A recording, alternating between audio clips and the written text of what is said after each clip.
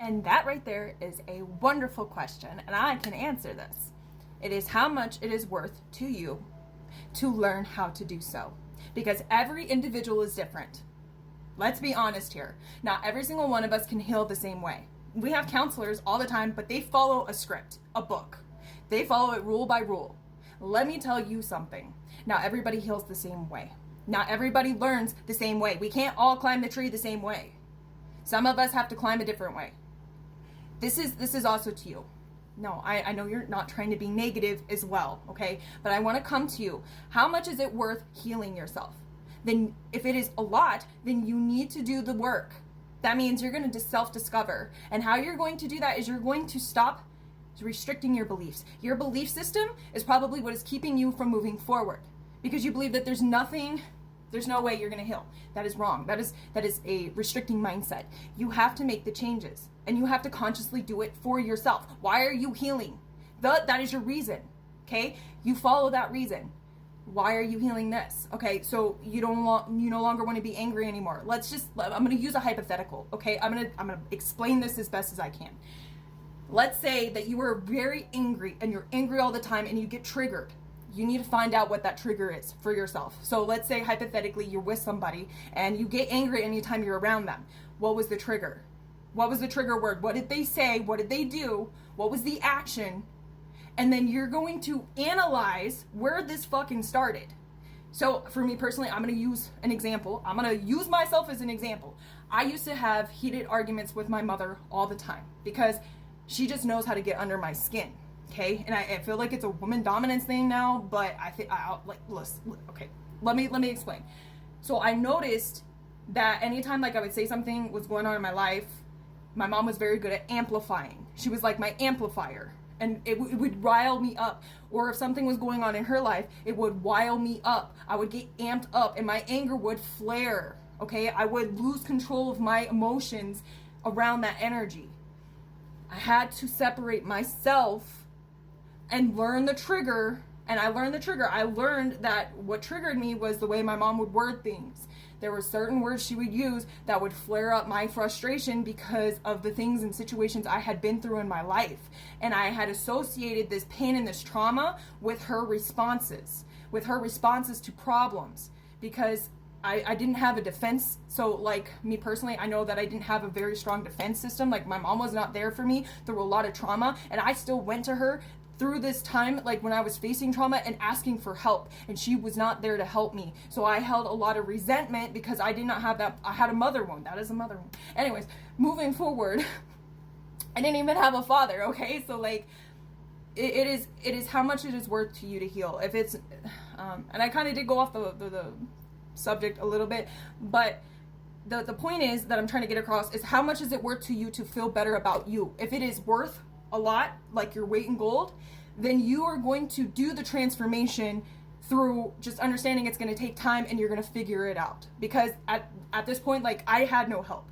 I have been through so many counseling sessions and therapy sessions, and not a single person helped me. And I actually ended up counseling some of these people that I was meeting. And it was not because they were not good at their job, because they were great at their job. I am saying I just did not receive the same benefit, and I feel like that's what the thing I'm trying to get across here. I did not receive the same benefit as somebody who needs that kind of treatment. So if they need somebody to talk to them, and that's how they rationalize things and how they realize things within themselves, then that is going to help them. But for some people, we have to do it ourselves because we grew up doing everything our fucking self, okay? And it sucks, and you're gonna kind of kick and scream about it, because I originally did, like, I was just like, oh, this is, like, it felt like a drag. But I had to keep reminding myself why I was doing it, is because I wanted to get better. I wanted to feel better. I wanted to stop always having this heavy weighted feeling on me. I was sick of it. I wanted it off of me, whatever it was. It was disgusting, it was gross, and I hated how I felt every single day. I hated that I woke up and I could not face myself in the mirror, and I just wanted to love myself. I wanted to love myself so bad that I made the conscious decision to do things out of my comfort zone to try to heal. Because this is another thing, and I'm going to reach out to a lot. Look, I had a lot of body dysmorphia. A lot of that came from trauma. Okay, things, SA trauma, trauma of, like, people putting me in those positions on purpose, friendship trauma, people making fun of me, a list of other things, right? There was just some nasty underhanded compliments or not even compliments, comments, not even a compliment, it's comment. Sorry, I stutter sometimes, especially when I'm trying to over-explain, but that's beside the point. Basically, I learned that I would wear those masks, okay? People would do these things to me, and instead of sticks and stones, I would attach them. They would attach to me, and I would put on the mask and be like, yeah, there's something wrong with me. You know what I mean? And we do it unconsciously all the time in our life, and you have to learn to take the masks off. Each mask is a symbol and a representation of the people in the past that have traumatized you, hurt you in some way, and beat you down to the point where you no longer recognize the person in the mirror. And once you learn to recognize the person in the mirror, the sigh of relief comes. So, hopefully that helps. I don't know. That's what helped me. If that doesn't help you, you need to go seek a therapist. You need to go seek counseling. You need to go and talk to somebody so they can explain to you step by step through these things. There are plenty of resources out there. Please don't hesitate to look, Google it. But I'm telling you from my personal experience, the only way to truly heal and to find yourself is to do the work and to actually recognize you want it. And if you want it, you have to put it into your reality. That means you make it the priority. You don't let anything else get in the way, especially friends, okay? You need to learn to drown out these people. Yourself is number one. You have to be solid for yourself, or else you're going to always have the floor fall underneath your feet when you think you're starting to do better. But let me tell you something else about the healing journey. You are going to experience falls consistently until you find your bearings. And you have to do it through healing certain things, because you're an onion. You're an onion. That's the onion theory. You are an onion, and you have many layers of things that are wrong that you were holding on to. And as each layer is stripped away, you're going to find more things that you need to work on here. As long as you give yourself grace and you tell yourself it's going to be okay, and you just soothe yourself through it all, you're going to make it just fine. Because look at me. I could not even face the camera. I was camera shy. I went through a lot of things personally. Like, I didn't like my body. I didn't like the way I looked. I'm learning to appreciate it, even if I have a little bit of but anyways, I have insecurities with my face too, but that's like a whole other thing. But it's learning to navigate it through and move yourself to a place you want to be. And as you progress, you're going to think yourself. So if you feel like you're not progressing fast enough, don't rush the damn process. It takes time. It does take time, and you have to cry through it. You have to allow yourself to feel through it. You have to allow yourself to grieve through it and be mad. And then don't hold on to the anger. Let it fucking go. Shoo, get away from me, get off of me, because the goal is to get it all off of you.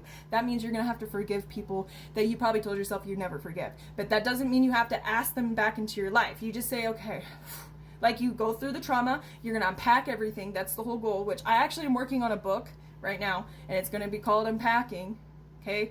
Actually, there's a whole name, but it's about unpacking. You need to unpack everything to heal properly. You cannot take on motivational speakers, because all of that information is going to slide off of you until you fully are able to heal enough to consume it and actually hold that energy, because you're going to understand your worth. After a period of time, after you go through all the reflection and you forgive yourself, because there's going to be things that you got to forgive yourself for. Trust me, I know all about it.